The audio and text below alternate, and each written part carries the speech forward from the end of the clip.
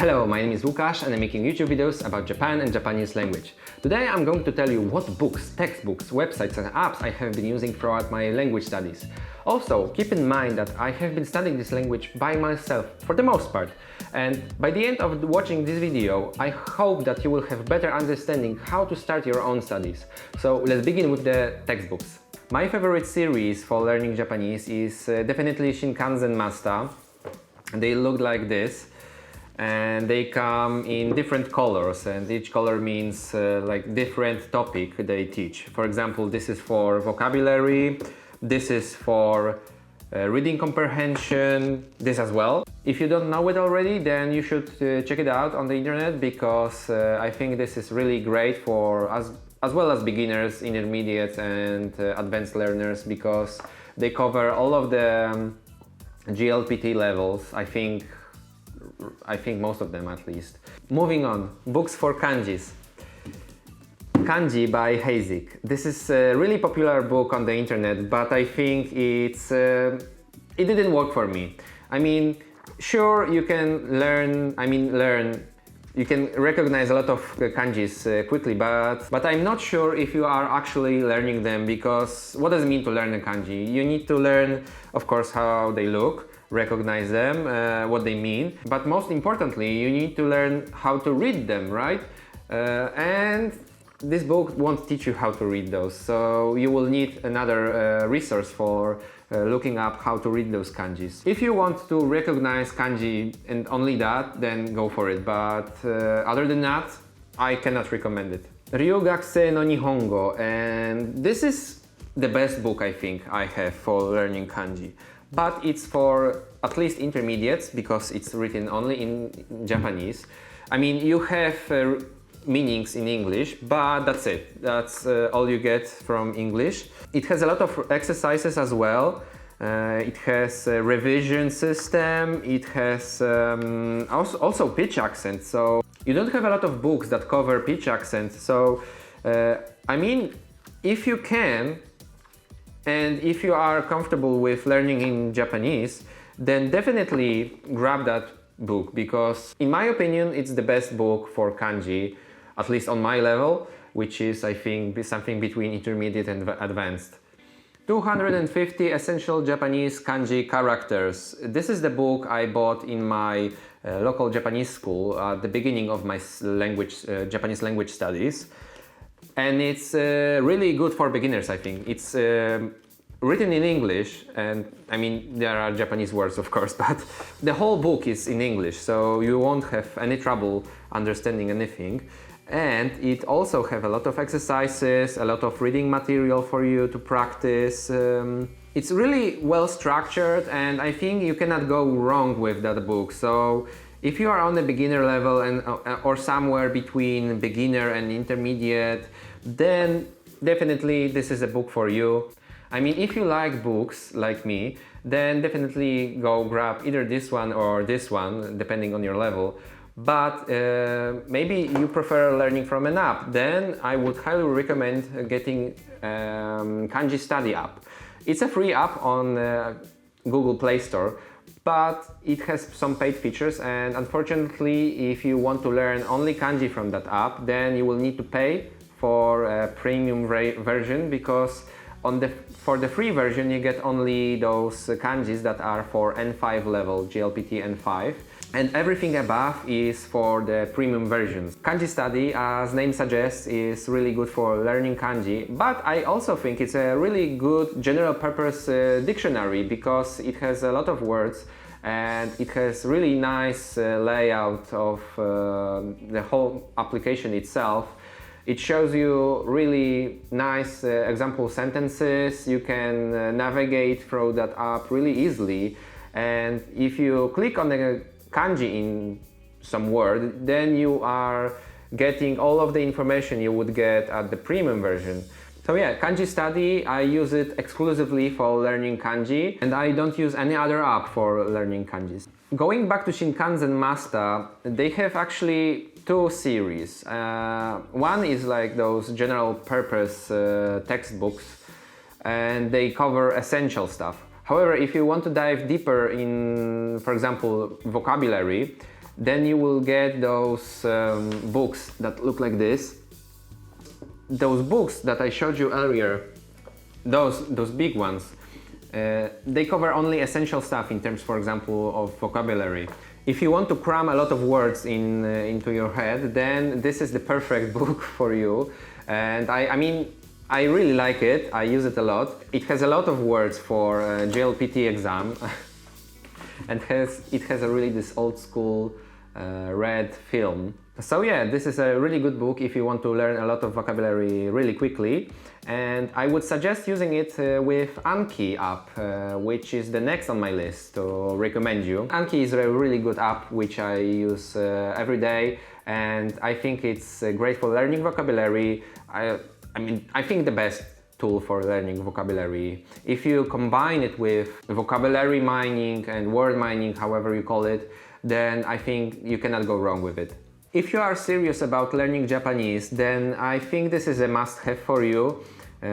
Dictionary of Japanese Grammar and all of those free books. I have only this yellow one, which is basic grammar. However, there is also blue one, which is intermediate level, and red one, which is advanced level.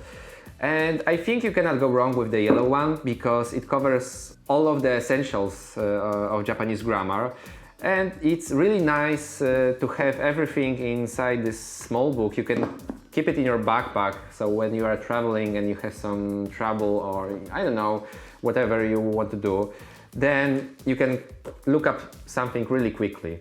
Also, in terms of grammar, there is a really good site which I used a lot at the beginning of my studies, and it's Tae Kim's Guide to Learning Japanese. This is the best site, I think, for beginners and intermediate level learners because it covers everything from the basics to advanced level in a really nice organized way, and each lesson have a list of vocabulary which is used for that lesson. The grammar points are really well explained. I mean, it's really good stuff, and I'm shocked that it's free. So please go and check it out. It's a really good tool. When it comes to dictionary, I use only my mobile phone and my PC for checking up words because we are already past those times when you had to use book for a dictionary. On my phone, I use Takoboto and Kanji Study, which I mentioned previously. But Takoboto is really good if you don't have an access to the internet, and this is the main benefit of that application because it uses offline database and you can use that app without access to the internet. And it helped me a lot during my first period in Japan when I didn't have my mobile plan yet. So if you are in a similar situation when you are in a place that you have trouble connecting to the internet, but you need that dictionary, then Takoboto is definitely for you. But I think it's only for Android, so if you are an Android user, then you will be fine, but if you have an iPhone, then probably you will need to look for something similar. On the PC, I use only jisho.org. I think it's the best dictionary. I mean, you cannot go wrong with the dictionary, I think, but it has really nice layout. I like the design of the website. You can navigate through it really quickly. It loads pretty much instantly for me, so yeah, you cannot go wrong with it. The website I used quite a lot during my early times of learning Japanese is iKnow. iKnow is a website that is unfortunately a paid site to use, but I think it's a really nice value for what you get from that website. It's quite similar to Anki, but in Anki you need to get the flashcards yourself. On iKnow, the database of flashcards and exercises is already made for you, so you only need to pick a level. You need to choose a course you want to enroll. The app will remind you when you need to study, and the lessons are really short and well made, so I think it's really enjoyable to do them. I stopped using it because it's, as I mentioned, is a paid service. When I was starting out, I didn't have a lot of money because I was a teenager, so... But if I had the money for that app, I would continue using it. I also visited quite a lot Japanese Test for You, GLPT Sensei and Megi Sensei blog. Those are really good resources for learning grammar, vocabulary, and I mean quite anything actually related to Japanese. So please check them out. There was also a really good website called jgram.org, but I checked and it's already down for some reason, so it's really unfortunate. Fun part with learning Japanese begins when you start reading stuff, and it's really big satisfaction for me when I'm able to read something in Japanese and understand what's actually written. And I think for everyone it's a really big satisfaction. If you want to train your reading comprehension, there are some resources for you. My recommendation is Tangoristo. Tangoristo is an app that lists a lot of articles that are written in Japanese language, and they are grouped by JLPT level.